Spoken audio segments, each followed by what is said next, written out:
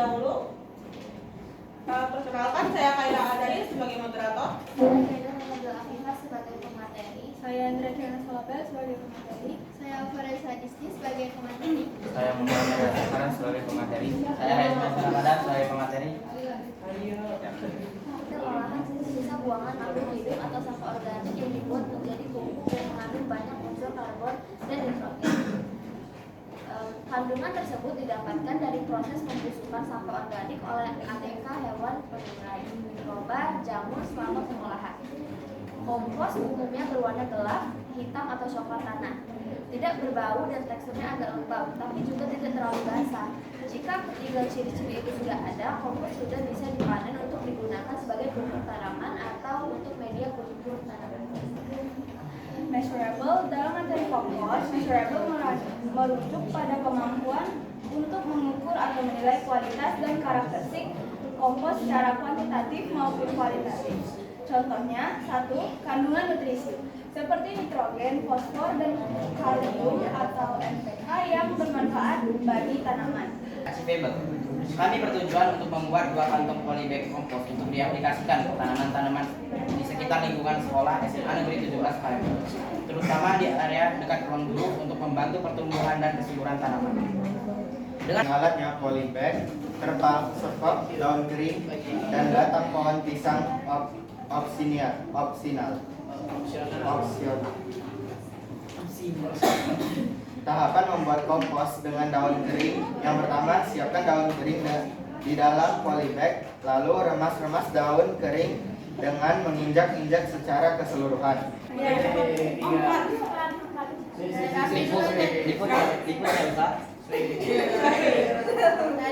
Silakan Raffi mau Perkenalkan, nama saya Muhammad Rafi dari kelompok 6 kompos. Izin bertanya, tadi bahan yang digunakan itu pohon pisang.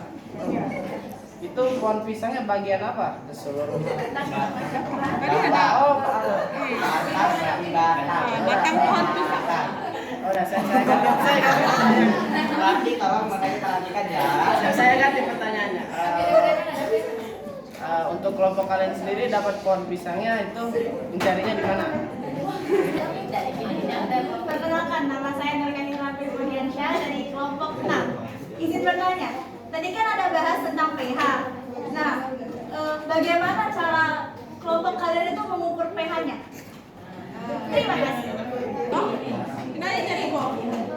Belum. Itu kalau kayak itu, Tambah satu lagi. Ya ada 4 ya. Kalau keempat. Jadi tadi kan kalau kalian itu ada menyebutkan ya namanya tanah soil. Bisa dijelasin nggak tanah soil itu apa? Dari mana kakak pohon pisang kami mendapatkan pohon pisang ya dari rumah saya, karena di halaman rumah saya ada pohon pisang yang tertanam. Jadi kami ambil setengah sebagian. Semuanya dong. Pohon pisang itu memiliki kandungan airnya yang banyak. Berarti kalau opsional ya Mas? Iya, opsional. Kalau misalnya nggak dipakai kan tentang pohon pisang, jadi kayak setiap pekan sekali itu dikasih air. Kan opsional berarti bisa digantikan dengan bahan lain. Nggak usah digantikan, nggak apa-apa, nggak dipakai. Tapi kalau nggak dipakai, berarti setiap sepekan sekali pupuk kalian tuh dikasih air. Kami bakal gunain cuka sama soya. Jadi kita bakal tes kesamaan dulu. Ambil sedikit kompos dan teteskan cuka. Jika muncul buih, kompos sudah basah. Nah, di situ tes kebasaan. Campurkan kompos dengan sedikit soda kue. Jika muncul buih, kompos bersifat asam. Berarti warahmatullahi wabarakatuh. Waalaikumsalam warahmatullahi wabarakatuh. Teman-teman, perkenalkan kami dari kelompok 1 dan hari ini kami akan mempresentasikan perencanaan proyek Smart Rules kami.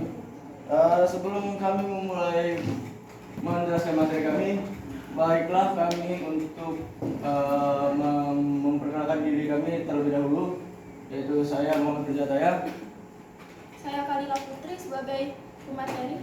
Saya Dasmina Mayra sebagai pemateri. Saya Kaira Raisya Putri sebagai pemateri.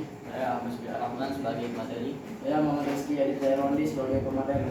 Dan itulah kelompok. Di sini ada pengertian ekoenzim. Jadi ekoenzim itu adalah cairan fermentasi yang dibuat dari bahan-bahan organik seperti sisa buah, sayur, dan gula yang melalui proses fermentasi dengan bantuan mikroorganisme seperti bakteri dan ragi. Di sini juga ada SMART Goals. SMART Goals adalah pendekatan yang digunakan untuk menetapkan tujuan yang jelas dan terukur.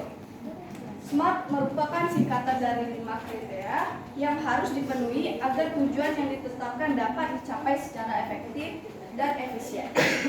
Skala spesifik. Jadi, pembuatan ekoenzim secara spesifik itu dimulai dari bahan-bahannya. Yang pertama bahan yang dibutuhkan adalah sampah organik. Sampah organik itu bisa dari kulit buah yang bisa didapatkan dari sampah kita setelah mengonsumsi buah, atau bisa memakai sisa sayuran-sayuran mentah yang didapatkan dari makanan di rumah. Pertama ada melepaskan gas ozon sehingga mengurangi efek rumah kaca dan global warming. Yang kedua itu ada membersihkan udara dari racun, polusi, dan menghilangkan bau. Yang ketiga ada dapat dijadikan pembersih rumah. Dalam pembuatan ekoenzim terdapat takaran untuk gula, sampah organik, dan air, yaitu 1:10. 1 bagian gula banding 10 air. Jadi, pembuatan ekoenzim ini relevan dengan visi misi dari SMA Negeri 17 Palembang, yaitu membudayakan sekolah bersih dan sehat melalui pengolahan lingkungan yang baik dan kontinu untuk menuju sekolah sehat nasional. Kemarin pada tanggal 12 November 2024 itu kegiatannya pembuatan materi presentasi. Itu perencanaan proyek SMART Goals. Kemudian hari ini pada tanggal 13 November pembuatan infografis, perencanaan pembuatan produk ekoenzim. Kemudian tanggal 14 November itu akan ada kegiatan pembuatan ekoenzim. Dasarnya itu yang kurang adalah air, karena ekoenzim itu kan merupakan fermentasi dari bahan organik, yaitu limbah dari buah-buahan dan sayur, gula, dan juga air. Karena kalau misalnya nggak pakai air, ekoenzimnya itu nggak bakalan jadi. Sedangkan di materi Kaira itu kurang, sampahnya itu tidak benar, tidak boleh ada yang busuk, dijemur, dan juga yang kurang itu terkena minyak. Kalau gas yang berlebih kan, dan ketika di bulan pertama, jika ruangan itu kan tadi tujuannya mengosongkan ruang sekitar 30-40%. Tujuannya biar gasnya tidak langsung meledak. Nah, jadi di bulan pertama sebenarnya tidak apa-apa untuk tidak dibuka setiap hari, sekitar 1-2 minggu untuk seminggu itu sudah bisa. Kecuali pada bulan ketiga ya, pada saat ujung, nah itu bisa pakai alternatif lain, yaitu menggunakan selang agar tidak dibuka setiap hari. Makasih. Nama saya Ramadhan Berantakusuma dari Kelompok Ekoenzim. Di sini saya ingin bertanya, kira-kira apa hasil produk akhir kalian dari Produk yang kami bikin, yang sedang kami rencanakan untuk dibikin adalah kami mengambil berdasarkan masalah yang sedang kita hadapi sekarang. Sekarang kan lagi musim hujan nih, apalagi lantai di depan kelas itu suka sekali basah kan. Dan kita menggunakan, kita kan bawa sepatu ketika kita berjalan di koridor kelas, sehingga seringkali kita tidak sengaja menginjak air. Dan ketika kita menginjak air, jadi pas kaki kita menjadi apek kan. Dan ketika kita mau pakai sepatu kita menjadi busuk. Nah, jadi kami akan membuat produk ekoenzim untuk menghilangkan bau tidak sedap pada sepatu, karena berdasarkan masalah yang sedang kita alami sekarang.